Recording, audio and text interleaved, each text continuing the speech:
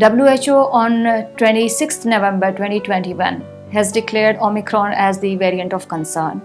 This is for the first time in the history of COVID-19 that a mutant or a variant has been declared a variant of concern only within 48 hours of this being reported to WHO. So definitely this is a matter of concern. More so because this variant has many mutations which may give rise to immune escape. So this is a matter of concern. We should be concerned about it, but we should not be unnecessarily panicking about it.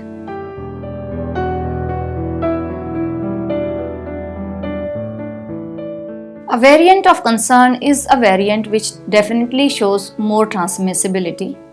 From the time it has been reported in South Africa, the Omicron variant, the number of cases have increased by 10-folds. So definitely it shows that it is more transmissible than other variants.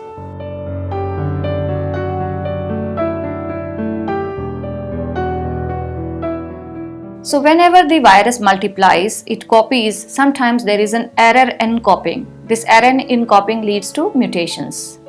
The spike protein of COVID-19 virus have shown many mutations in the previous variants also. But Omicron variant completely shows 50 mutations, which are like at 50 places either there is a change in the amino acid subunit or there is a deletion or insertion of the new subunits.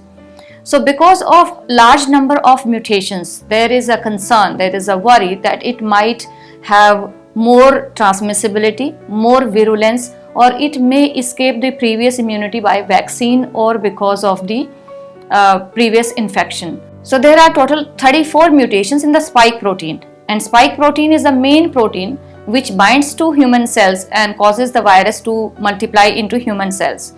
And in the domain which binds with the receptor, there are total of 10 mutations. We can imagine that it is far more than even Delta variant, which caused havoc in the second wave of COVID-19 in India. Delta wave had only 2 mutations in the receptor binding domain. So it concerns all of us, and time only will tell whether it causes immune escape or not, whether the virulence is more.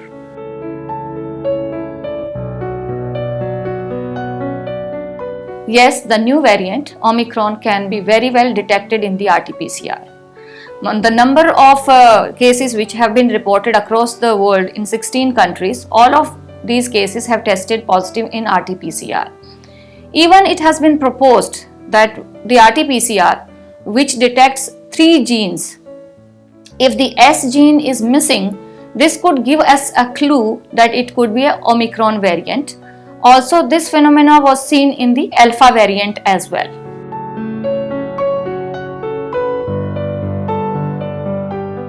The clinical symptoms caused by Omicron are matter of study right now. People are studying. It's been only 1 week since this variant have been reported.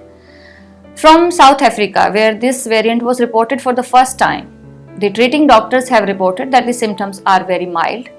There is more of body ache and less of upper respiratory symptoms like throat pain or coughing.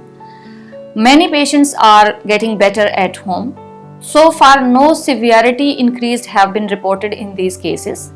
But as we understand from the history of this disease, it will take about total of 4 weeks to understand the complete clinical spectrum, the severity and the mortality caused by this variant.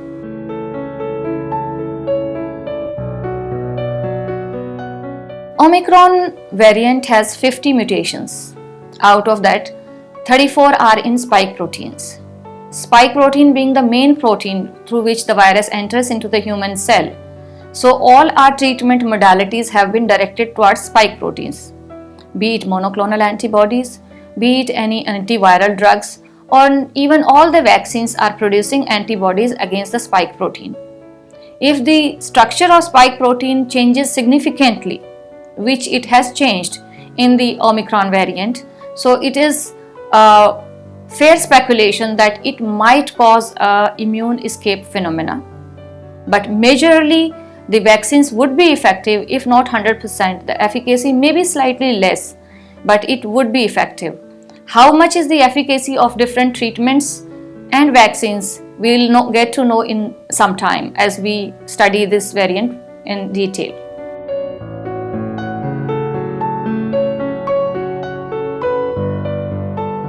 Cases of reinfection in COVID-19 are very rare, though it has been reported in the past 1 year also. Due to change in the spike protein structure, it is speculated that there may be less protective immunity in already naturally infected people. But as I said, it is a matter of speculation, it is a matter of investigation, and as we study more, as we get more experience with this variant, we'll get to know about this. Right now, we have to be very, very careful and cautious, but don't be panicky.